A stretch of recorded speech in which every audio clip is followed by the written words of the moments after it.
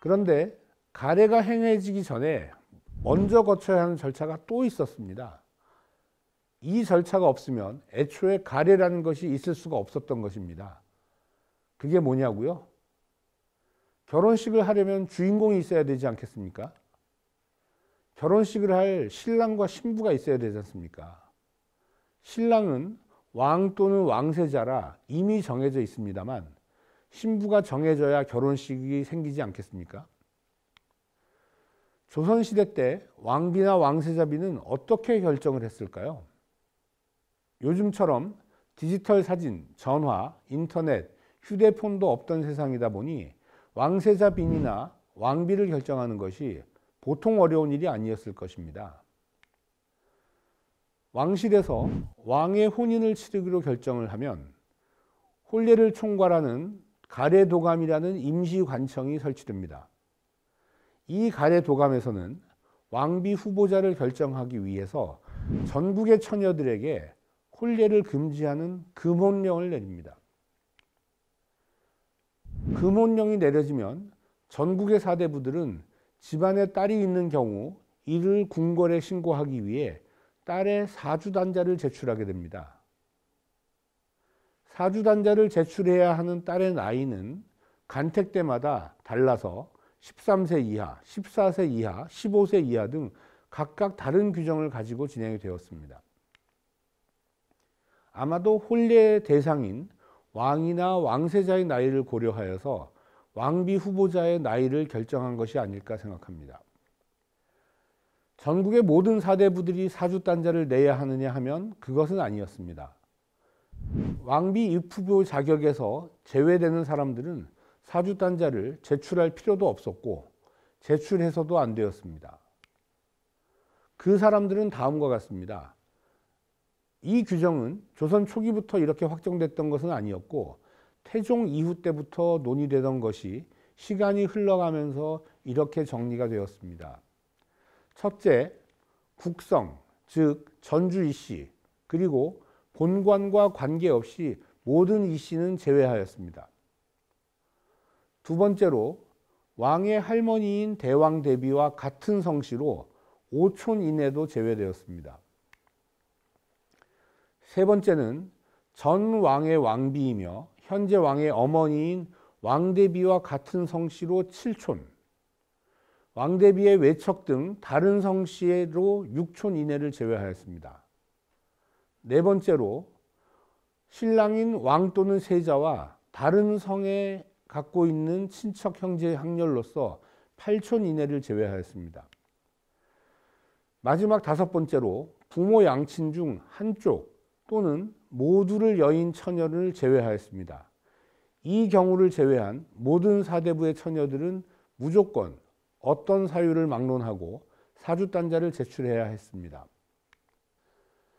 사주단자에는 처녀의 생년월일, 처녀의 할아버지, 외할아버지 등 사대조의 이름과 생존시의 벼슬 직함을 적었고 마지막으로 부친의 성명과 직함을 써서 제출했습니다. 이렇게 제출된 사주단자에서 초간택에 참여할 처녀들의 명단을 1차로 선발합니다.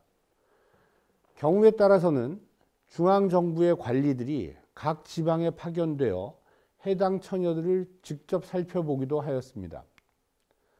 이렇게 초간택에 참여하도록 선정된 모든 처녀들은 초간택 당일에 노란 저고리와 다홍치마, 저고리 위에 덧저고리로 초록색 견마기를 통일되게 갖추어 입습니다. 궁에 입궐하기 위해서는 4명이 매는 가마인 4인교를 타야 했으며 처녀를 보좌할 유모와 몸종이 함께 입궁하였습니다. 재력이 있거나 재상집 같은 경우에서는 처녀의 몸단장을 도와줄 수모를 대동하기도 하였습니다. 요즘도 전통 혼례 때 또는 패백 때 신부를 거들어주는 분들을 수모라고 부릅니다. 대궐문에 도착한 처녀는 가마에서 내려서 걸어서 문턱을 넘어가는데 이때 소뚜껑의 꼭지 위를 밟고 넘어가야 했습니다. 이것은 신부가 처음 시댁 문지방을 넘을 때 행하는 풍속으로 광복 무렵 때까지의 전통이었다고 합니다. 이렇게 대문을 통과한 처녀들은 면접 장소인 대비전으로 이동하게 됩니다. 면접은 처녀 4명에서 6명 정도로 조를 짜서 대비전 안으로 들어가게 되는데, 이때 면접관은 왕을 포함한 종친, 외척으로 이루어졌습니다. 물론 혼인 당사자인 신랑은 면접관으로 참여할 수 없었습니다. 실상 왕족들이 면접을 본다고 하여도 왕족들은 대비전에 쳐놓은 발 뒤에 앉아서 상황을 보는 것이 일반적이었고, 처녀의 얼굴이나 행실 등을 자세히 보지는 못했을 것입니다.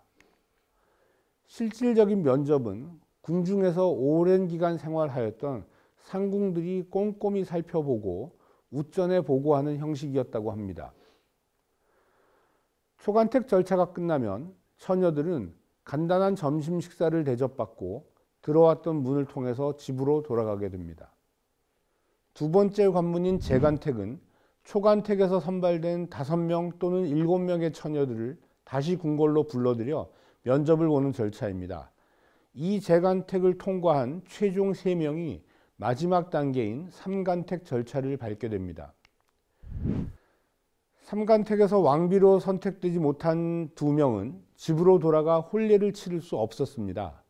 이 2명의 처녀들은 후궁으로 입궐했던 것이 일반적이었습니다.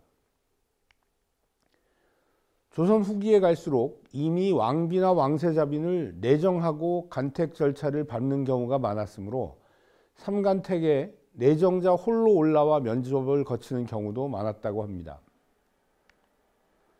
3간택까지 마무리되어 최종적인 한 사람이 선택되면 이때부터는 왕비가 되기 위한 예비 교육이 시작이 되고, 납체의, 납징의 등 6번의 의례를 거쳐서 왕비가 되었습니다.